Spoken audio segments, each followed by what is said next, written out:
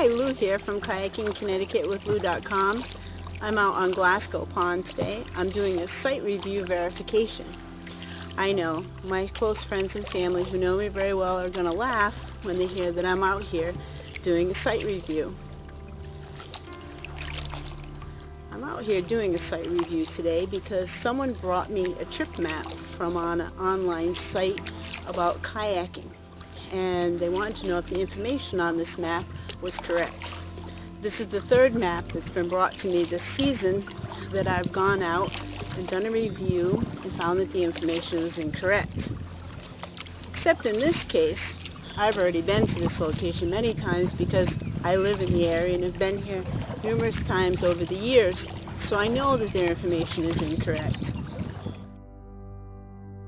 The site map in question shows both bridges on this pond, the one at Doaneville and the one on Route 165, as being bridges that you cannot go under. I've never paddled here and not been able to go under those bridges.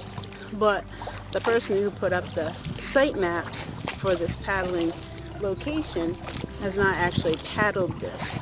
He has a quote underneath his photo that says that he jumped the guardrail and looked and saw that there wasn't enough headroom to get underneath the bridge.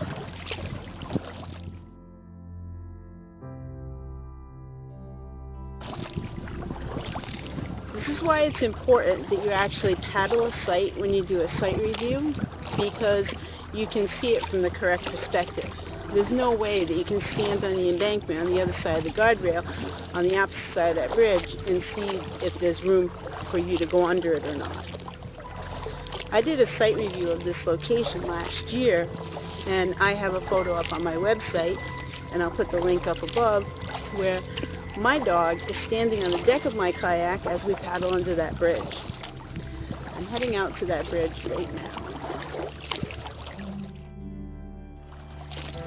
The misinformation on this paddling map on this website might seem insignificant, but if you look at the map, you'll see that by having to turn around at the bridges, it makes the paddling perspective very small.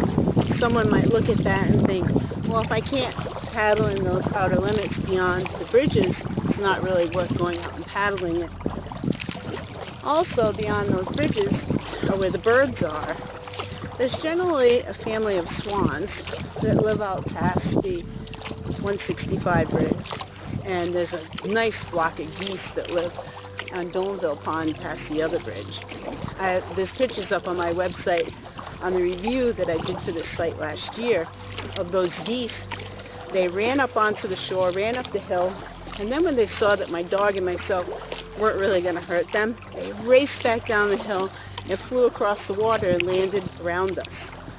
It was an awesome experience. But if you have to turn around at the bridge, as he suggests, you'll never see those geese. I suppose it's like all things, though. The effort that you put into it has a result regarding the quality of the outcome. If you actually paddle it, you see it from the perspective of a paddler, and you know what the situations are for a paddler versus someone who jumped the guardrails or approaching the bridge in question.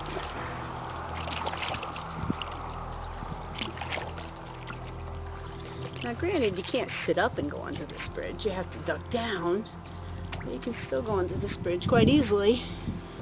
You put your paddle up like I just did, and then hand walk your hands across the top of the bridge, which is kind of cool. And I'm like ducking down. I'm not like flat down or anything.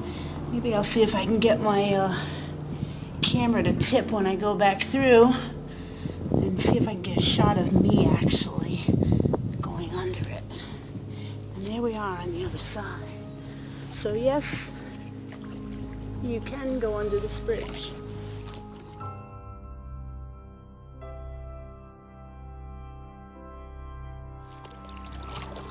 Now the bridge between Glasgo Pond and Doaneville Pond is significant because this is the only public entrance to Doaneville Pond is underneath that bridge.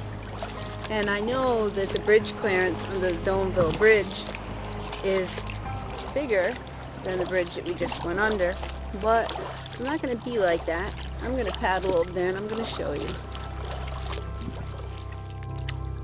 free paddling site reviews for Eastern Connecticut, and will continue to do those throughout the 2015 season, weather and time permitting. I don't usually come out and do a second site review if I've already done one, but in this case, there's a site up with conflicting information, and a person specifically asked me to demonstrate which is correct. I have to admit, it is getting a little frustrating to have done this 3 times for this same particular site, where they keep putting up paddling trip maps to places that they've never paddled. As you can see, we're approaching the Doaneville Bridge. I don't actually know the name of this road. I don't know if I've even ever been on that road. Obviously, the person who put up the trip maps and said that you couldn't go under either bridge, you had to turn around at the bridges, didn't come and see it from this perspective. He doesn't even have a picture of this bridge, so he probably didn't even come on this road. But as I told you earlier, this one you don't even have to duck.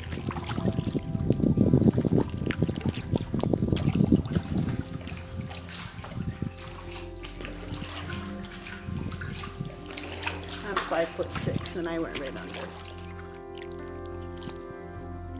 So there you have it. This is Doaneville in front of me. It's the trailer park.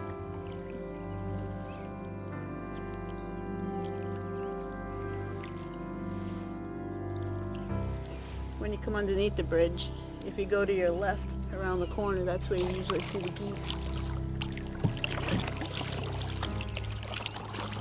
Now I'm going to go home and have dinner.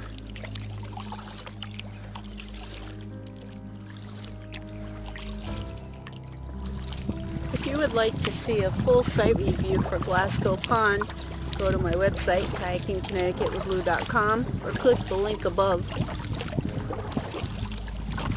At kayakingconnecticutwithlou.com, we will not write about something unless we've actually paddled it, because that's the perspective that you're looking for.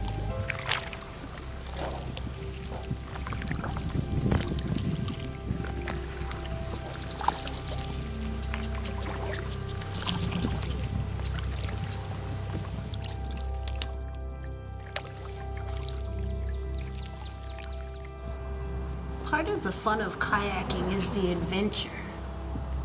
It's not just a simple paddle around an easy pond.